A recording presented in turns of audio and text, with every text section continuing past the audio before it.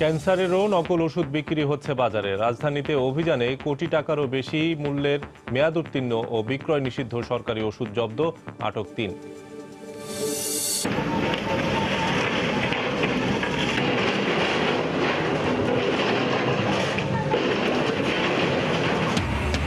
বুড়িগঙ্গার দুপার দখলমুক্ত করতে উচ্ছেদ অভিযান চললেও বন্ধ হয়নি দূষণ।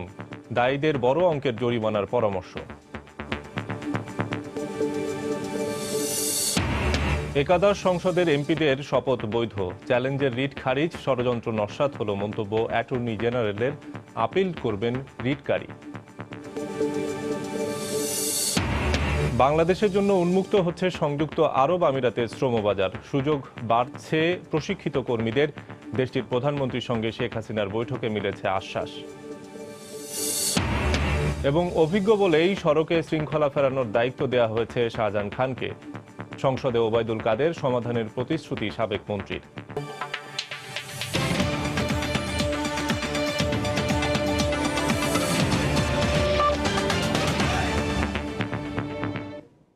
দেখছিলেন শিরোনাম। প্রবাসের সময়ের সঙ্গে আছি আমি শফিক মোহাম্মদ। মরণ ব্যাধি, ক্যান্সার সহ বিভিন্ন রোগ নিরাময়ের নকল ওষুধে সয়লাব বাজার। নতুন মোড়কে বিক্রি হচ্ছে মেয়াদোত্তীর্ণ বিদেশি ওষুধও। শুধু তাই নয়, সরকারি হাসপাতালের বিক্রয় নিষিদ্ধ ওষুধও মিলেছে ফার্মাসিগুলোতে। সোমবার দিনভর চলা র্যাবের অভিযানে উঠে এসেছে চমকে ওঠার মতো এসব চিত্র।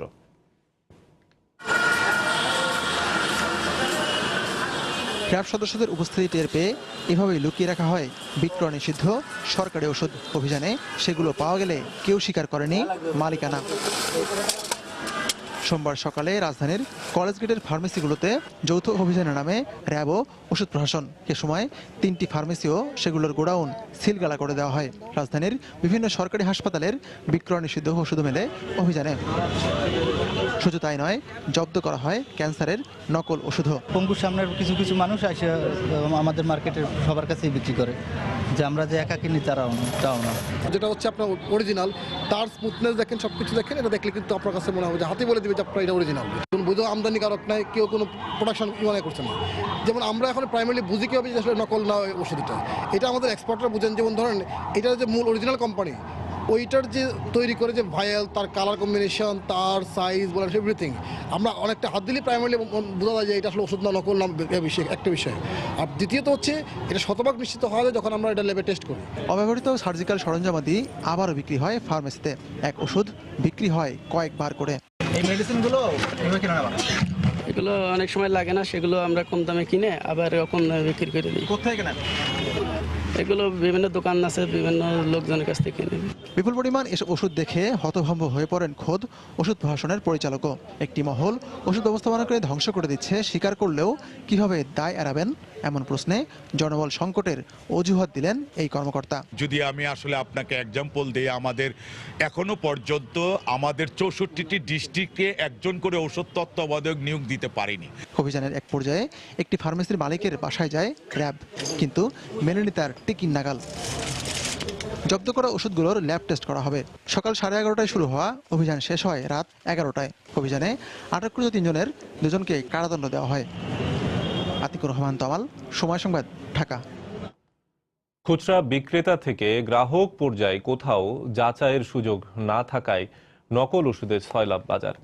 এতে নিজের অজান্তেই রোগ মুক্তির বদলে বাড়ছে মৃত্যুর ঝুঁকি। বিশেষজ্ঞরা বলছেন, তুলনামূলক বেশি দাম আর দীর্ঘমেয়াদে সেবন করতে হয় এমন ওষুধের ক্ষেত্রে নকলের ঝুঁকি বেশি। তাই দরকার সর্বস্তরের সচেতনতা। বিষয়টি আমলে নিয়েই চলমান অভিযানের পাশাপাশি আরও কঠোর পদক্ষেপ নেওয়ার কথা ভাবছে কর্তৃপক্ষ। রাজধানীতে গত কয়েকদিনে ভ্রাম্যমাণ আদালতের অভিযান যেন চোখে আঙুল দিয়ে দেখিয়ে দিচ্ছে নিয়ন্ত্রণহীন ওষুধের বাজার। প্রায় প্রতিটি অভিযানেই মিলছে নকল ওষুধ। ইনসুলিন, ক্যান্সার প্রতিরোধক, রক্তচাপ নিয়ন্ত্রণ কিংবা অস্ত্রোপচারে ব্যবহৃত হয় এমন ওষুধই তালিকায় বেশি এগিয়ে। আর এক্ষেত্রে ট্যাবলেট কিংবা ক্যাপসুলের চেয়ে বেশি ধরা পড়ছে ইনজেকশন। রাজধানীর ফার্মেসিগুলো ঘুরে দেখা যায় গ্রাহক পর্যায়ে মান যাচাইয়ের সুযোগ না থাকায় একরকম অন্ধবিশ্বাসেই ওষুধ কিনতে হচ্ছে তাদের। সরকারের উচিত পাবলিক যে সরাসরি কোনো ল্যাবরেটরিতে করতে পারে, এটাকে পরীক্ষা নিরীক্ষা করতে পারে। যাচাই বাছাই করার মতো কোনো আমার কাছে নাই, ধারণা আমার কাছে নাই। বিশেষজ্ঞরা বলছেন দীর্ঘমেয়াদে গ্রহণ করতে হয় এমন ওষুধই নকলের টার্গেট। সঙ্গে আছে অপারেশনে নিয়মিত ব্যবহৃত হয় এমন ওষুধ যার দাম একটু বেশি। বাংলাদেশের ওষুধ বাজার খুবই ভালনারেবল, মানে খুবই মানে নকল ওষুধে ভরে যাওয়ার সম্ভাবনাটা অনেক, এবং এটা আতঙ্কিত হওয়ার মতো না। রাষ্ট্রীয় উদ্যোগ এগুলো নিয়ন্ত্রণ করার জন্য নেওয়া হয়েছে। একই সঙ্গে আমাদের দিক থেকে আমরা বলবো যে ডাক্তারদের আসলে সচেতন হওয়া দরকার। রোগীরও ঠিক একইভাবে এমনি ধারাবাহিকভাবে ওষুধ গ্রহণ করছেন, ওনার ওষুধটা যখন হঠাৎ কাজ করছে না, ওনাকে ওষুধ ডাক্তারের পরামর্শ নেওয়ার প্রয়োজন সঙ্গে সঙ্গেই। ওষুধ প্রশাসন বলছে একটি সংঘবদ্ধ চক্র এর সঙ্গে জড়িত, কাজ চলছে শেকড় সহ তুলে ফেলার। আমাদের এই দেশ থেকে এই কুচক্রী মহলদের আমরা আইডেন্টিফাই করব, এবং আমরা প্রতিনিয়তই আসলে আমাদের এই অভিযান প্রতিনিয়ত চলবে। আমরা আসলে শেষ দেখে ছাড়ব। ওষুধের মান যাচাইয়ে নতুন কোনো পদ্ধতির কথা ভাবছে বলেও জানান তারা। ভেজাল কিংবা নকল ওষুধের বিরুদ্ধে চলমান এসব অভিযান স্বল্প মেয়াদে হয়তো কিছু সুফল এনে দিতে পারে, তবে দীর্ঘমেয়াদে সুফল পেতে যথাযথ আইন আর তার সঠিক প্রয়োগ জরুরি বলে মনে করেন বিশেষজ্ঞরা। রাশেদ লিমন, সময় সংবাদ, ঢাকা। বুড়িগঙ্গার দুপার দখলমুক্ত করতে ফের শুরু হয়েছে উচ্ছেদ অভিযান। সোমবার চতুর্থ দফায় বসিলা এলাকায় অভিযান চালায় বিআইডব্লিউটিএ। গুড়িয়ে দেয়া হয় একের পর এক বহুতল ভবন। তবে আইনি জটিলতায় 10 তলা একটি ভবন ভাঙা থেকে সরে আসেন নির্বাহী ম্যাজিস্ট্রেট। এভাবেই ভেঙে গুড়িয়ে দেয়া হচ্ছে বুড়িগঙ্গা পাড়ের একের পর এক ভবন। নদী দখল করে নির্মাণ করা এসব স্থাপনা বছরের পর বছর দাঁড়িয়ে থাকলেও এবার আর শেষ রক্ষা হলো না। তবে আইনি জটিলতায় এ দফায় টিকে গেছে বসিলার এই 10 তলা ভবনটি। ভবনটি বসিলার অনেক পুরানো হাইক্কা খাল ও বুড়িগঙ্গার মোহনায় নির্মাণ করা হয়। এ সময় আশেপাশের কয়েকটি একতলা ভবন ও কারখানা উচ্ছেদ করলেও 10 তলা ভবনটি এড়িয়ে যান নির্বাহী ম্যাজিস্ট্রেট। ভবনটির রাজুক ও বিআইডব্লিউটি এর অনাপত্তিপত্র নেই বলেও জানা যায়। ভবনটি একেবারে হাইক্কা খালের মুখে অবস্থিত এবং ভবনটিতে রাজুকের কোনো অনুমোদন তারা দেখাতে পারেনি, তাদের রাজুকের প্ল্যান নেই। বিআইডব্লিউটি এরও কোনো পূর্ব অনুমতি গ্রহণ করেনি, অনাপত্তি গ্রহণ করেনি। এর পার্শ্ববর্তী বেশ কয়েকটি ভবনের অংশবিশেষ, বেশ করে যেগুলো আপনার ওয়াকওয়ের একদম কাছে লাগানো ছিল, ম্যাজিস্ট্রেটের নির্দেশে সেগুলো উচ্ছেদ করা হয়েছে। তবে নির্বাহী ম্যাজিস্ট্রেট জানান জায়গাটা বিআইডব্লিউটি এর নয়। যেহেতু এখানে জায়গাটি ম্যাপে আমাদের না, নদীর না, এবং যৌথ জরুরি বিষয়গুলো হয়নি, সুতরাং এই জায়গার স্থাপনা সেগুলি এই মুহূর্তে আমাদের ভাঙনের আওতায় নেই বলে আমি বলে দিয়েছি। এর আগে 3 দফায় প্রায় 1600 আবাসিক ভবন ও কারখানা উচ্ছেদ করেছে বিআইডব্লিউটি। মুজাহিদ শুভ, সময় সংবাদ, ঢাকা। বুড়িগঙ্গার দুপার দখলমুক্তে উচ্ছেদ অভিযান চললেও এখনও দূষণ মুক্ত করা যায়নি নদীটিকে। ট্যানারি শিল্পের বড় একটি অংশ সরে যাওয়ার পরও কাঙ্ক্ষিত মানে পৌঁছায়নি বুড়িগঙ্গার পানি। বুয়েটের গবেষণা বলছে ব্যবহারের জন্য বুড়িগঙ্গার পানি খুবই ক্ষতিকর। দূষণকারীদের ঠেকাতে বড় ধরনের আর্থিক জরিমানা করার পরামর্শ পরিবেশবিদদের। মিজানুর রহমান মিন্টুর ছবিতে মাহমুদ রাকিবের রিপোর্ট। আলকাতরা বা ময়লার ভাগাড় ভাবলে ভুল করবেন। তিলোত্তমা ঢাকা যে নদীর বুকে গড়ে উঠেছে এটি সেই বুড়িগঙ্গা। বৃষ্টি মৌসুমে 2-3 মাসের জন্য কিছুটা উন্নতি হলেও বছর জুড়ে এমনই দূষণে ডুবে থাকে নদীটি। বুড়িগঙ্গা পাড়ের মানুষ বলছেন সব ধরনের নৌযানের তরল ও কঠিন বর্জ্য আর শত শত নর্দমার পাইপ গিয়ে মিশেছে এই নদীতে, দেখার যেন কেউই নেই। দুনো পাড়ের ময়লা পানি পড়তেছে, কলকারখানা দূষিত পানি পড়তেছে, পানি ধরতে পারি না, উজু করতে পারি না, নামাজ পড়তে পারি না।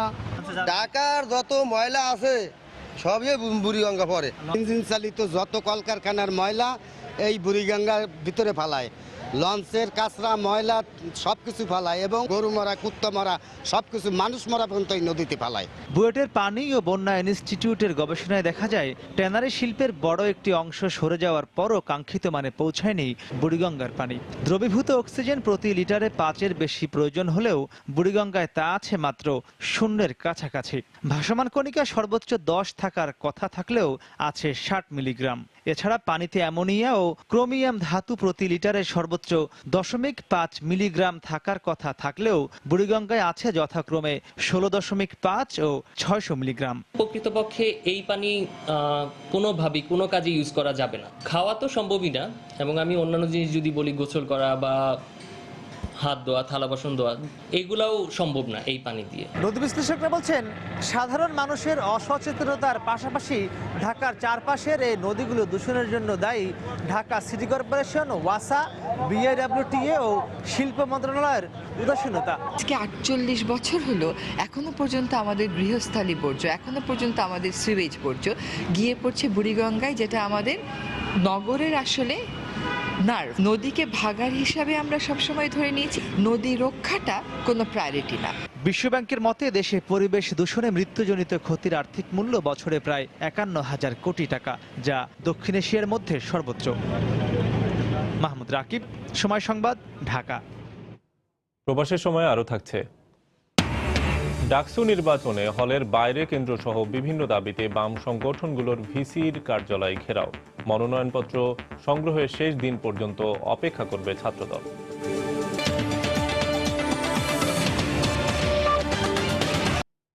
একাদশ সংসদের এমপিদের শপথ বৈধ বলে আদেশ দিয়েছেন হাইকোর্ট। আদালত আদেশে বলেন, দশম সংসদের এমপিদের মেয়াদ শেষের আগে একাদশ সংসদের এমপিরা শপথ নিলেও কার্যভার গ্রহণ করেনি।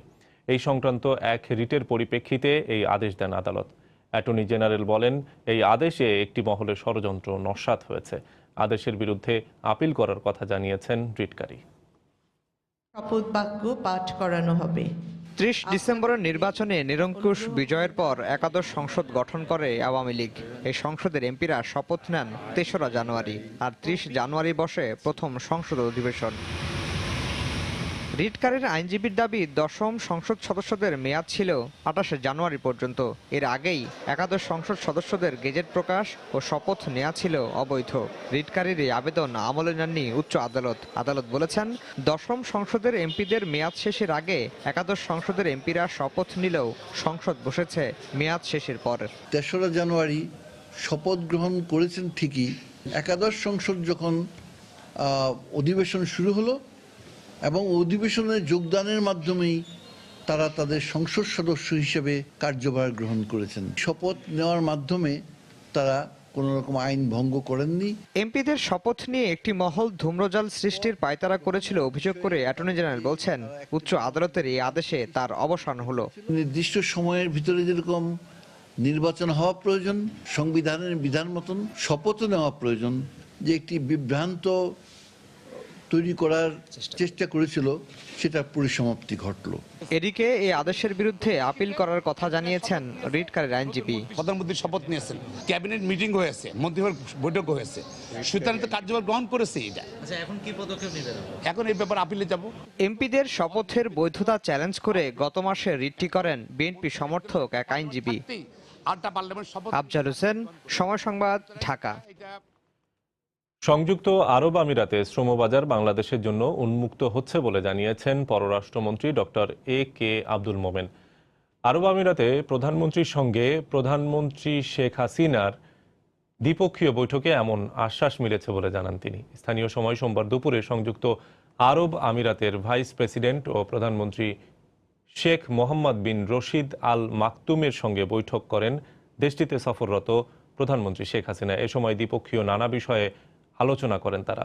বাংলাদেশ প্রতিনিধি দলের সদস্য সহ প্রধানমন্ত্রীর মেয়ে সাইমা ওয়াজেদ হোসেনও বৈঠকে উপস্থিত ছিলেন। পরে রাজ পরিবারের সদস্যদের সঙ্গেও সৌজন্য সাক্ষাৎ করেন প্রধানমন্ত্রী শেখ হাসিনা। এছাড়া আবুধাবির যুবরাজ শেখ মোহাম্মদ বিন জায়েদ বিন সুলতান আল নাহিয়ানও আলাদাভাবে দেখা করেন প্রধানমন্ত্রীর সঙ্গে। এইসব আলোচনায় বাংলাদেশের জন্য সংযুক্ত আরব আমিরাতের শ্রমবাজারের সুযোগ সুবিধা বাড়ানো সহ দ্বিপক্ষীয় নানা ইস্যু উত্থাপিত হয় বলে জানান পররাষ্ট্রমন্ত্রী। নেত্রী চেয়েছেন যে আমাদের যে ওয়ার্কার্স আছে তাদের কাজ করার সুযোগ দেওয়া। বলেছেন যে আমাদের ওয়ার্কাররা খুব hard working and highly intelligent. সুলতান সেটা, খলিফা সেটা স্বীকার করেছেন, বলছেন যে হ্যাঁ, তারা সবাই স্বীকার করেছেন। আর বলছেন যে আপনাদের দুয়ার খোলা। আমরা বলছি শুধু লেবার না, আমাদের প্রফেশনাল আছে, 17 ধরনের ক্যাটাগরির লোক আছে। বলছেন অল ডান। 2021 সালে আমরা উচ্চ মধ্য আয়ের দেশ হতে চাই, 41 সালে আমরা উন্নত। উনি বলছেন যে রোড ম্যাপ থাকলে, কমিটমেন্ট থাকলে, আপনি 25 বছরের প্রোগ্রাম করেন, উই আর উইথ ইউ, আমরা আপনাদের সাথে আছি। এবং যে যে ক্ষেত্রে দরকার আমরা আপনাদের পার্টনার। চাকুরিচ্যুত মেজর জিয়ার নেতৃত্বে জঙ্গিদের একটি দল ব্লগার অভিজিৎকে হত্যার সিদ্ধান্ত নেয়। এজন্য রাজধানীর এলিফ্যান্ট রোডের বাসা ভাড়া করে আস্তানা গেড়েছিল আনসারুল্লাহ বাংলা টিমের সদস্যরা। ঘটনার প্রায় 4 বছর পর এই মামলার চার্জশিটে উঠে এসেছে এমন তথ্য। সন্ত্রাস বিরোধী আইনে মামলার অনুমতির জন্য স্বরাষ্ট্র মন্ত্রণালয়ে চার্জশিট দাখিল করেছে কাউন্টার টেরোরিজম বিভাগ। আসছে 26শে ফেব্রুয়ারি বিজ্ঞান বিষয়ক লেখক ও ব্লগার অভিজিৎ রায় হত্যাকাণ্ডের 4 বছর পূরণ হতে যাচ্ছে। তারপরও সরাসরি জড়িত 11 আসামির মধ্যে 5 জনের প্রকৃত নাম ও ঠিকানা সংগ্রহ করা সম্ভব না হওয়ায় তাদের বাদ দিয়ে 6 আসামির বিরুদ্ধে অভিযোগপত্র দাখিল করছে কাউন্টার টেরোরিজম বিভাগ। কাউন্টার টেরোরিজম বলছে, চাকরিচ্যুত মেজর জিয়ার পরিকল্পনা ও সরাসরি তত্ত্বাবধানে হত্যাকাণ্ড সংঘটিত হয়েছে। মোজাম্মেল হোসাইন ওরফে সাইমনের নেতৃত্বে অভিজিতের অবস্থান রেকি করেছে সোহেল ও আকরাম। আর অভিযানের নেতৃত্ব দিয়েছে 2016 সালে গোয়েন্দা পুলিশের সাথে কথিত বন্দুকযুদ্ধে নিহত মুকুল রানা। এরা সবাই আনসারুল্লাহ বাংলা টিমের সাথে জড়িত। কিন্তু এ সংগঠনের সাথে জড়িত না হলেও সামাজিক যোগাযোগ মাধ্যমে পোস্ট দিয়ে উস্কানি দেওয়ার অভিযোগে আসামি করা হয়েছে শফিউর রহমান ফারাবিকে। কাউন্টার টেরোরিজম জানাচ্ছে, হত্যা মিশন পরিচালনা করতে রাজধানীর এলিফ্যান্ট রোডে আস্তানা গেড়েছিল জঙ্গিরা। অপারেশনাল হাউস সেটি এলিফ্যান্ট রোডে তারা ভাড়া নেয়, ভাড়া নিয়ে তারা অপেক্ষা করতে থাকে। তারপর তারা এক পর্যায়ে নিশ্চিত হয় যে ডক্টর অভিজিৎ রায় দেশে ফিরে এসেছে এবং তারা বইমেলাতেই মূলত তারা সেখানে প্রতিদিন যাওয়া আসা করতে থাকে। জঙ্গি বিরোধী তৎপরতার কারণে নিষ্ক্রিয় থাকায় মেজর জিয়াকে ধরা যাচ্ছে না বলেও জানিয়েছেন কাউন্টার টেরোরিজম প্রধান। মেজর জিয়া এবং সেলিম নামে তার যে আরেকজন সহযোগী, অবস্থান সম্পর্কে আমাদের কাছে সুনির্দিষ্ট তথ্য নেই, তবে আমরা নিশ্চিত হয়েছি সে আর সেই অর্থে সেইভাবে সক্রিয় নেই। কাউন্টার টেরোরিজম বিভাগ আরো জানিয়েছে, পলাতক আসামিদের ভবিষ্যতে গ্রেপ্তার করা গেলে সম্পূরক অভিযোগপত্র দেয়া হবে। সে ইতোমধ্যেই। ওমর ফারুক, সময় সংবাদ, ঢাকা। ঠাকুরগাঁওয়ের বহরমপুরে গ্রামবাসী ও বিজিবির সংঘর্ষে 3 জন নিহতের ঘটনা অনাকাঙ্ক্ষিত বলে মন্তব্য করেছেন বিজিবির মহাপরিচালক মেজর জেনারেল মোহাম্মদ সাফিনুল ইসলাম। ভবিষ্যতে এই ধরনের ঘটনা এড়াতে দুপক্ষকেই সতর্ক থাকার আহ্বান জানান তিনি। সোমবার দুপুরে ঠাকুরগাঁও সার্কিট হাউসে এক মতবিনিময় সভায় তিনি একথা বলেন। এর আগে বহরমপুরে বাসিন্দাদের একটি প্রতিনিধি দলের সঙ্গেও কথা বলেন বিজিবি মহাপরিচালক। গত সপ্তাহ থেকে গণমাধ্যমে আলোচিত ঠাকুরগাঁওয়ে গ্রামবাসী বিজিবি সংঘর্ষের ঘটনা। অবৈধভাবে ভারত থেকে গরু আনার অভিযোগে গত 12 ফেব্রুয়ারি ঠাকুরগাঁওয়ের বহরমপুরের হবিবুর রহমানের বাড়িতে অভিযান চালায় বিজিবি। এ সময় বেশ কয়েকটি গরু জব্দ করাকে কেন্দ্র করে বিজিবি ও গ্রামবাসীর মধ্যে সংঘর্ষ হয়। গুলিবিদ্ধ হয়ে নিহত হন 3 জন। এ নিয়ে নানা আলোচনা সমালোচনার মধ্যে সোমবার জেলা সার্কিট হাউসে গণমাধ্যম কর্মীদের সঙ্গে মতবিনিময় করেন বিজিবি মহাপরিচালক। সংঘর্ষ ও নিহতের ঘটনাকে অনাকাঙ্ক্ষিত উল্লেখ করেন তিনি। যে ঘটনাটা হরিপুরে ঘটেছে সেটা একটি অনাকাঙ্ক্ষিত ঘটনা। সেটা আমি এলাকার লোকজনের সঙ্গে মতবিনিময় করে যেটা জেনেছি, ওনাদের কাছেও জিনিসটা অনাকাঙ্ক্ষিত, আমাদের কাছেও বিষয়টা অনাকাঙ্ক্ষিত। ঘটনার পর হরিপুর থানায় বিজিবির পক্ষ থেকে 2টি মামলা দায়ের করা হয়। তবে নিহতদের স্বজনদের পক্ষ থেকে মামলা নেওয়া হয়নি বলে অভিযোগ ওঠে। কয়েকদিন বহরমপুর টহল তৎপরতা জোরদার করে বিজিবি। সংঘর্ষের পর বিজিবির মামলা ও টহলে আতঙ্ক ছড়িয়ে পড়ে এলাকা জুড়ে। যদিও ভবিষ্যতে সংঘর্ষ এড়াতে সব ধরনের পদক্ষেপ নেওয়া হবে বলেও জানান বাহিনী মহাপরিচালক। ভবিষ্যতে যেন এই ধরনের কোনো ঘটনা না ঘটে সেই জন্য এলাকাবাসী এবং বিজিবি উভয়ই সতর্ক থাকবে এবং আমরা বিজিবি তরফ থেকে উচ্চ পর্যায়ের একটি তদন্ত কমিটি গঠন করেছি এই বিষয়ে তদন্ত করার জন্য এবং এই তদন্তের সুপারিশ অনুযায়ী আমরা প্রয়োজনীয় ব্যবস্থা ভবিষ্যতে গ্রহণ করব। সংঘর্ষের ঘটনা তদন্তে বিজিবির পাশাপাশি 7 সদস্যের তদন্ত কমিটি গঠন করেছে জেলা প্রশাসন। এতে অতিরিক্ত জেলা ম্যাজিস্ট্রেটকে প্রধান করা হয়েছে। সময় সংবাদ, ঠাকুরগাঁও। মঙ্গলবার থেকে শুরু হচ্ছে ডাকসু নির্বাচনের মনোনয়ন ফর্ম বিতরণ।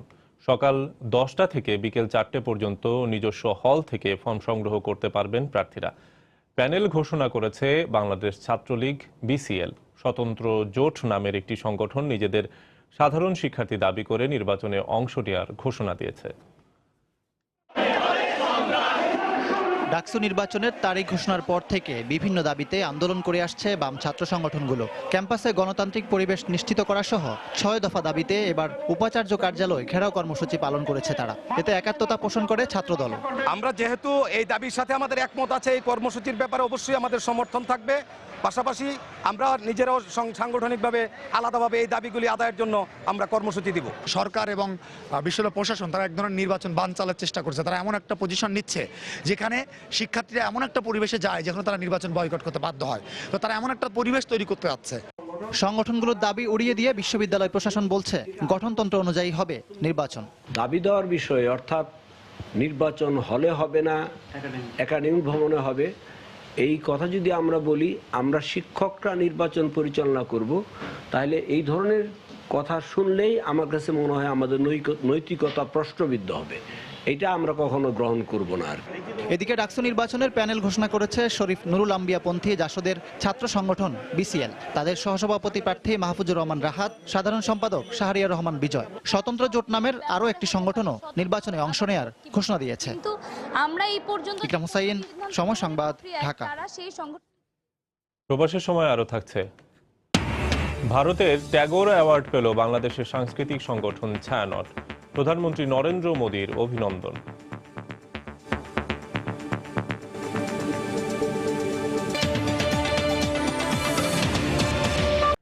দুদিন বিরতি দিয়ে এবার বঙ্গভবন এবং গণভবন সহ রাজধানীর বেশিরভাগ এলাকায় মঙ্গলবার থেকে 12 ঘন্টা গ্যাস সরবরাহ বন্ধ থাকবে। সোমবার দুপুরে তিতাস কর্তৃপক্ষ সংবাদ সম্মেলনে জানায়, মেট্রো রেল প্রকল্পের আওতায় পাইপলাইন স্থানান্তর কাজের জন্য মঙ্গলবার সন্ধ্যা 6টা থেকে বুধবার সকাল 6টা পর্যন্ত গ্যাস সরবরাহ বন্ধ থাকবে। আশুলিয়ায় জিটিসিএল এর সঞ্চালন লাইনে হঠাৎ সমস্যা দেখা দেয় জরুরি রক্ষণাবেক্ষণের কারণে শনিবার সকাল থেকে রাজধানীর বেশিরভাগ এলাকা জুড়েই বন্ধ ছিল গ্যাসের সরবরাহ। পরিস্থিতি স্বাভাবিক হতে অপেক্ষায় থাকতে হয় রোববার দুপুর পর্যন্ত। আর এর দুদিন বিরতির পর মঙ্গলবার সন্ধ্যা থেকে আবারও গ্যাসের সরবরাহ বন্ধ থাকছে রাজধানীর বড় অংশ জুড়ে। তিতাস গ্যাস জানায়, মেট্রো রেল প্রকল্পের আওতায় জরুরি রক্ষণাবেক্ষণের জন্য মঙ্গলবার সন্ধ্যা 6টা থেকে 12 ঘন্টার জন্য গ্যাসের সরবরাহ বন্ধ থাকবে মিরপুর, শ্যামলী, আগারগাঁও, মোহাম্মদপুর, ধানমন্ডি, কলাবাগান, হাজারীবাগ, ঢাকা বিশ্ববিদ্যালয়, শাহবাগ, পুরান ঢাকা, মতিঝিল, কমলাপুর, মিন্টো রোড, বঙ্গভবন, গণভবন, জাতীয় সংসদ ভবন, গোপীবাগ, স্বামীবাগ, রামপুরা, বনশ্রী ও আশেপাশের এলাকায়। মেট্রো রেল প্রকল্প কাজের জন্য শাহবাগপুর এলাকায় নতুন পাইপলাইন স্থাপন করা হয়েছে, যার দুই প্রান্ত বিদ্যমান পাইপলাইনের সাথে সংযোগ সাধন বা টাইন করার প্রয়োজন দেখা দিয়েছে। সেই টাইন কাজের জন্য ঢাকা শহরের কতিপয় এলাকায় গ্যাস সরবরাহ বন্ধের প্রয়োজন রয়েছে। সংবাদ সম্মেলনে গ্রাহক পর্যায়ে সংকটের মধ্যেও আবারও গ্যাসের দাম বাড়ানোর প্রস্তাবের বিষয়ে প্রশ্ন ছিল তিতাসের কাছে। জবাবে প্রতিষ্ঠানটি জানায়, উচ্চ মূল্যের এলএনজি আমদানির কারণে আবারও বাড়াতে হচ্ছে গ্যাসের দাম। এখন 24 টাকা 25 টাকা করে এলএনজি কিনে তারপরে সেটা থেকে আমাদের সার্ভাইভ করার জন্য, রেটটাকে অ্যাডজাস্ট করার জন্য আমাদের এই রেটের প্রস্তাবটা করা হয়েছে। সংবাদ সম্মেলনে জানানো হয়, অবৈধ সংযোগ বন্ধ করতে চলবে চিরুনি অভিযান। এছাড়া ঢাকায় গ্যাসের সরবরাহ ব্যবস্থার উন্নতির জন্য নেওয়া হয়েছে 1223 কোটি টাকার একটি প্রকল্প। মূলত কেন্দ্রীয় অঞ্চল যেগুলো আমরা বলি। ফারুক ভূঁইয়া, রবিন, সময় সংবাদ, ঢাকা। এদিকে 3 দিন পেরিয়ে গেলেও চট্টগ্রামে গ্যাসের দুর্ভোগের এখনো কোনো সুরাহা হয়নি। বন্ধ রয়েছে বাসাবাড়ির রান্না। সিএনজি স্টেশনগুলোতেও গ্যাস সরবরাহ কম থাকায় বিপাকে গাড়ি চালকরা। তবে সোমবারের মধ্যে সমস্যা সমাধানের আশ্বাস দিয়েছেন কর্ণফুলী গ্যাস কর্তৃপক্ষ।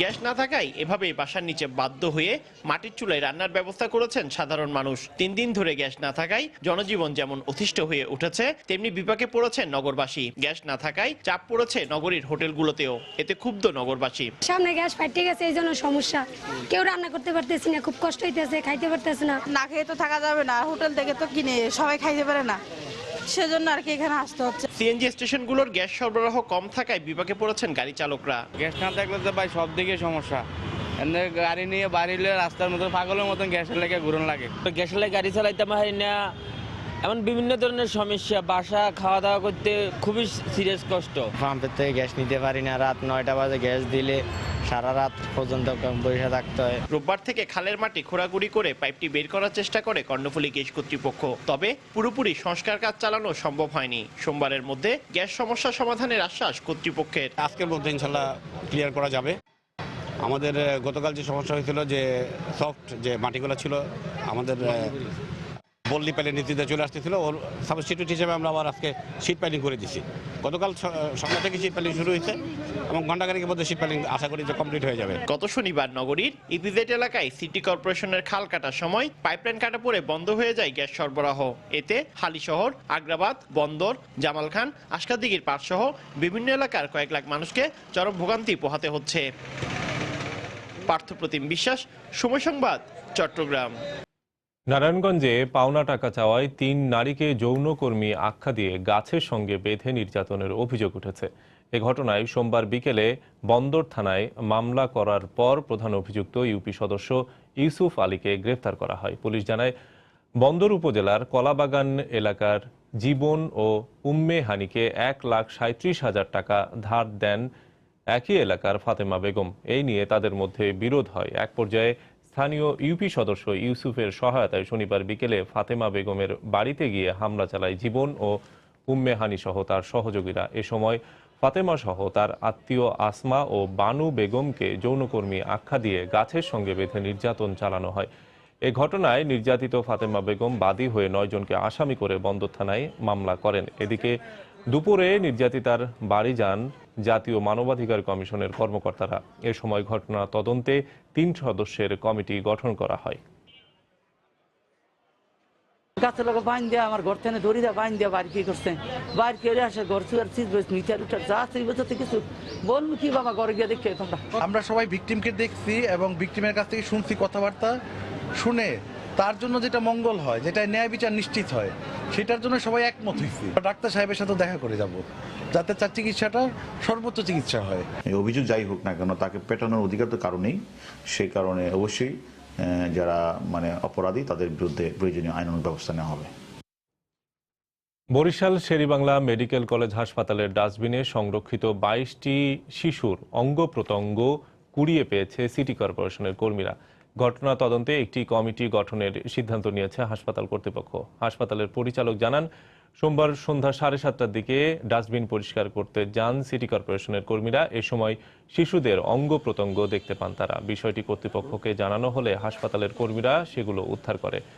ঘটনা তদন্তে 3 সদস্যের একটি কমিটি গঠনের কথা জানান হাসপাতালের পরিচালক ডাক্তার বাকির হোসেন। তিনি জানান, মানব দেহগুলো কমপক্ষে 25 বছর আগের। মেডিকেলের নবীন শিক্ষার্থীদের গবেষণার কাজে এগুলো ব্যবহার করা হতো।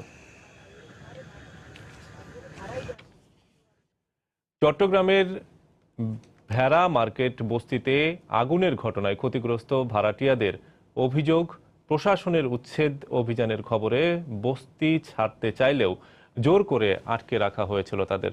উচ্ছেদ এড়াতে বাড়ির মালিকরা এমন ঘটনা ঘটিয়েছেন বলেই সন্দেহ অনেকের। উঠেছে দখল পাল্টা দখলের অভিযোগও। পুরো ঘটনা খতিয়ে দেখা হচ্ছে বলে জানিয়েছে পুলিশ। কমলতের রিপোর্ট।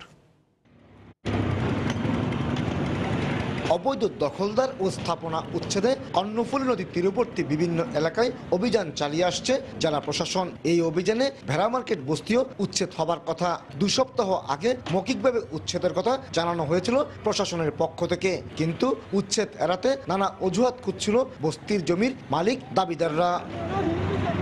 ভেড়া মার্কেট বস্তির 200-র বেশি ঘর রয়েছে। 10 জন দখলদারের কবলে। প্রতি মাসে ঘরপ্রতি ভাড়া তোলা হয় 1,500 থেকে 2,000 টাকা।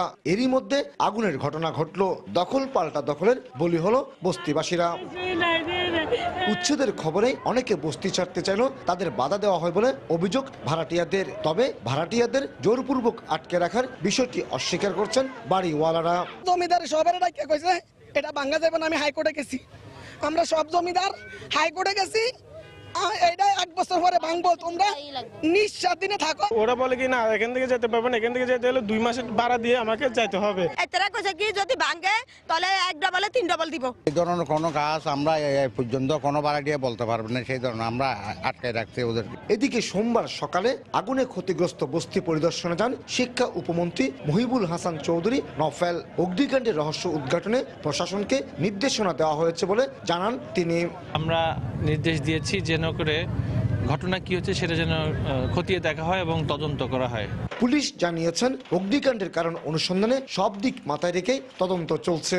যখন যেখান থেকে যে তথ্য আসছে প্রত্যেকটি বিষয়ে আমরা খতিয়ে দেখছি। যদি এখানে কোনো নাশকতা যদি ঘটে থাকে, আমরা যদি সেরকম কোনো কিছু পাই, তাহলে সেই ব্যাপারে ব্যবস্থা নেওয়া হবে।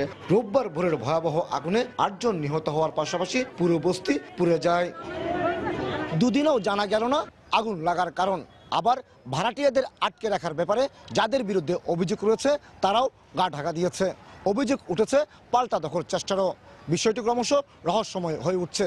তবে স্থানীয়রা দাবি করছেন একমাত্র আইন শৃঙ্খলা বাহিনী পারবে এই আগুন লাগার রহস্য উন্মোচন করতে। চট্টগ্রামের ভেড়া মার্কেট থেকে কমল দে, সময় সংবাদ। দালাল ছাড়া কোনো কাজই হচ্ছে না চট্টগ্রামের বিআরটিএ কার্যালয়ে। গাড়ির ফিটনেস, ড্রাইভিং লাইসেন্স ও নতুন গাড়ির লাইসেন্স সহ সবকিছুতেই নির্ভর করতে হয় দালালদের উপর। অসাধু কর্মকর্তাদের যোগসাজশে দালাল চক্র প্রতিদিন লাখ লাখ টাকা হাতিয়ে নিচ্ছে বলে অভিযোগ ভুক্তভোগীদের। আশরাফুল আলম মামুনের ক্যামেরায় শফিকুল আলমের রিপোর্ট। ছোট একটি প্রতিষ্ঠানে কাজ করে জীবন চলে এই সেলিম রাজার। কম খরচ আর দ্রুত সময়ে যাতায়াতের জন্য মোটরসাইকেল কিনে ড্রাইভিং লাইসেন্সের জন্য বিআরটিএ বালুচড়া অফিসে টাকা জমা দেন 2 মাস আগে। লাইসেন্স ডেলিভারি দেওয়ার কথা 21 জানুয়ারি, কিন্তু অফিসে এসে জানতে পারে তার ডেলিভারির সময় আরও 3 মাস বাড়িয়েছে। টাকা দিয়ে দালালের মাধ্যমে না করায় হয়রানি বেড়েছে এমন অভিযোগ তার। 21/1/2019 সালে আমার লাইসেন্সটা মানে স্মার্ট কার্ড দেওয়ার কথা ছিল। আমাকে 30/4/2019 সাল পর্যন্ত ডেট বাড়াই দিছে, এর ভিতরে তারা দিবে। কিন্তু আমি তো আসলে কোম্পানি জব করি, আমাকে পথে পথে পুলিশি হয়রানির শিকার হতে হয়। সরেজমিনে ঘুরে দেখা গেছে শত শত সেবাগ্রহীতা প্রতিদিন হয়রানির শিকার হচ্ছে বিআরটিএ অফিসে। কেউ রেজিস্ট্রেশন, কেউ মালিকানা পরিবর্তন, আবার কেউ বা গাড়ির ফিটনেস নিয়ে দিনের পর দিন ঘোরাঘুরি করছে এ রুমে সে রুমে। সময় মতো হচ্ছে না কাজ, আবার রাস্তায় বের হলে উল্টো পড়তে হয় পুলিশি হয়রানিতে। লাইসেন্স 3 মাসের মধ্যে দিচ্ছে না, আমরা হয়রানি করতেছি। আরেক জায়গায় যোগাযোগ করেন, ওখানে গেছে বলতেছে 4 নম্বরে যান, 4 নম্বর গেছে বলতেছে ডেট বাড়া দিবে। আজকে আসছে যে 3 বছর পরে, এখনো পর্যন্ত ওগুলা পায় নাই। চালক মালিকদের অভিযোগ, দালাল ছাড়া নিয়ম অনুযায়ী কাজ করতে গেলে নানা অজুহাতে কাগজপত্র বাতিল করে দেন বিআরটিএ কর্মকর্তারা। যদি আপনি ওদের নির্দিষ্ট লোকের মাধ্যমে আপনি যান, তাহলে ওদের নির্দিষ্ট ফি যদি আপনি ওদেরকে দিয়ে ফেলতে পারেন অফিসিয়াল খরচের বাইরেও, তাহলে কিন্তু ওরা আপনার ওই ফিটনেসটা দিয়ে দিবে।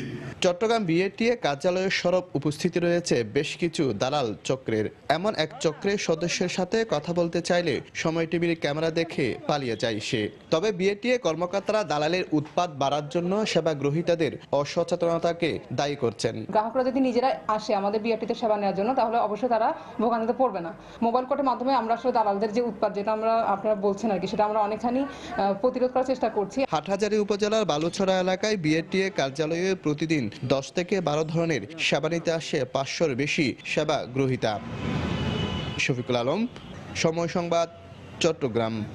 বাংলাদেশ প্রেস কাউন্সিলের 45তম প্রতিষ্ঠা বার্ষিকীতে প্রেস কাউন্সিল পদক প্রদান করেছেন রাষ্ট্রপতি মোহাম্মদ আব্দুল হামিদ। সোমবার বিকেলে রাজধানীর হোটেল ইন্টারকন্টিনেন্টালে পদক প্রদান অনুষ্ঠানে উপস্থিত ছিলেন প্রেস কাউন্সিলের চেয়ারম্যান বিচারপতি মোহাম্মদ মমতাজউদ্দিন আহমেদ, তথ্যমন্ত্রী ডক্টর হাসান মাহমুদ, তথ্য মন্ত্রণালয় সম্পর্কিত সংসদীয় স্থায়ী কমিটির সভাপতি হাসানুল হক ইনু সহ অন্যান্যরা। এ সময় জাতীয় স্বার্থকে প্রাধান্য দিয়ে বস্তুনিষ্ঠ ও নিরপেক্ষ সংবাদ প্রচারের পাশাপাশি বাঙালি সংস্কৃতি ও মুক্তিযুদ্ধের চেতনা বিকাশে ভূমিকা রাখার অবদান জানান রাষ্ট্রপতি।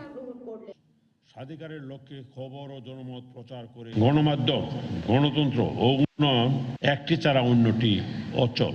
গণতন্ত্রকে প্রাতিষ্ঠানিক রূপ দিতে পারে সংবাদ মাধ্যম, তবে তা হতে হবে নিয়ম নীতি ও শৃঙ্খলার মাধ্যমে।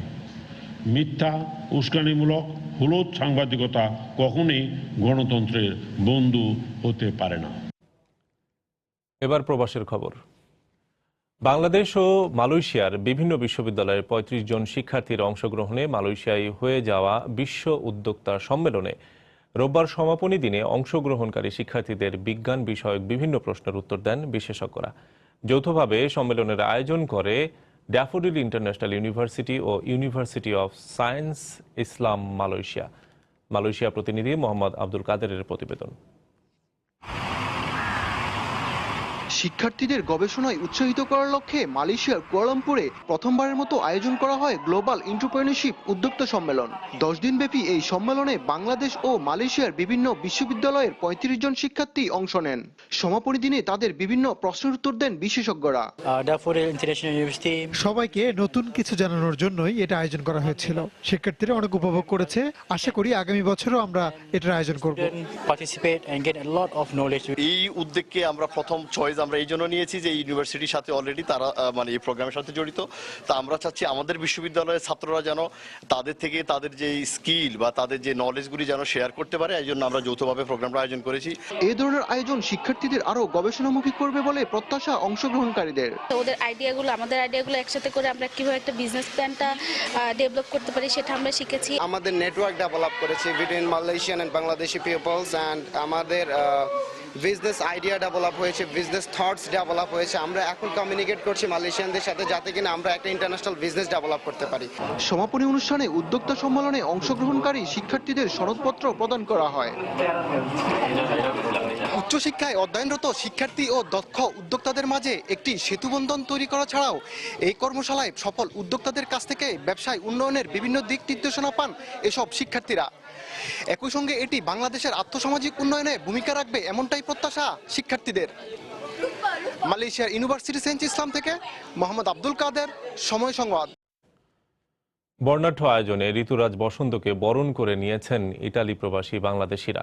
শনিবার নবজাগরণ নারী কল্যাণ সমিতির উদ্যোগে রোমে অনুষ্ঠিত উৎসবে সভাপতিত্ব করেন সংগঠনের সভাপতি সঞ্জিদা ইসলাম সঙ্গীতা। সাধারণ সম্পাদক লিপি আক্তারের সঞ্চালনায় প্রধান অতিথি ছিলেন ইতালি মহিলা আওয়ামী লীগের সাধারণ সম্পাদক নাইনা আহমেদ। প্রবাসে বেড়ে ওঠা শিশু কিশোরদের বাংলাদেশের সংস্কৃতির সঙ্গে পরিচিত করার উদ্দেশ্যে এই উৎসবের আয়োজন করা হয়েছে বলে জানান আয়োজকরা।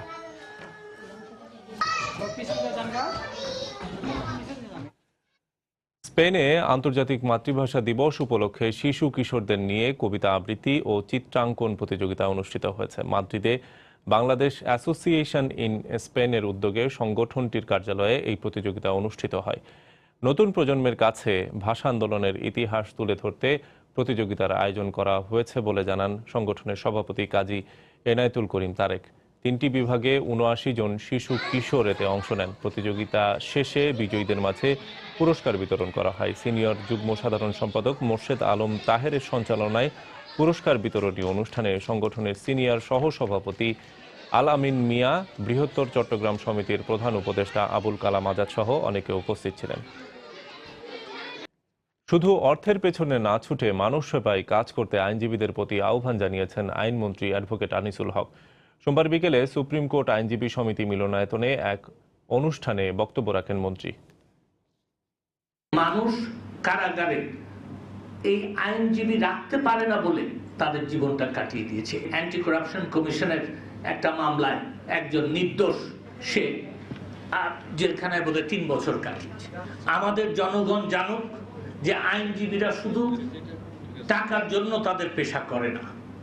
আইনজীবীরা মানুষকে আইনি সহায়তা সহযোগিতা দিতে তাদের পেশায় নিয়োজিত। পুনর্বাসন ছাড়া উচ্ছেদের প্রতিবাদে বিক্ষোভ সমাবেশ ও মিছিল করেছে বাংলাদেশ হকার্স ইউনিয়ন। সোমবার রাজধানীর জাতীয় প্রেস ক্লাবের সামনের রাস্তায় 5 শতাধিক হকার এতে অংশ নেন। তাদের দাবি, হকারদের পুনর্বাসনে বিভিন্ন সময় সরকারি বরাদ্দ দেয়া হলেও কখনো এর সঠিক ব্যবহার হয় না। রাজধানীর বিভিন্ন স্থানে হকার্স মার্কেট থাকলেও তা প্রভাবশালীদের দখলে রয়েছে বলে জানান তারা। এ অবস্থায় হকারদের জন্য জীবিকা সুরক্ষা আইনও বিকল্প ব্যবস্থা করার আগ পর্যন্ত অভিযান না চালানোর দাবি জানান তারা।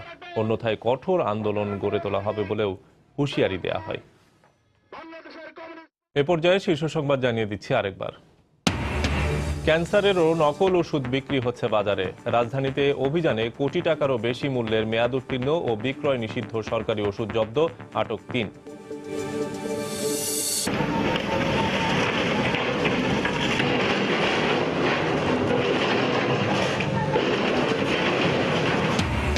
বুড়িগঙ্গার দুপার দখল মুক্ত করতে উচ্ছেদ অভিযান চললেও বন্ধ হয়নি দূষণ। দায়ীদের বড় অঙ্কের জরিমানার পরামর্শ।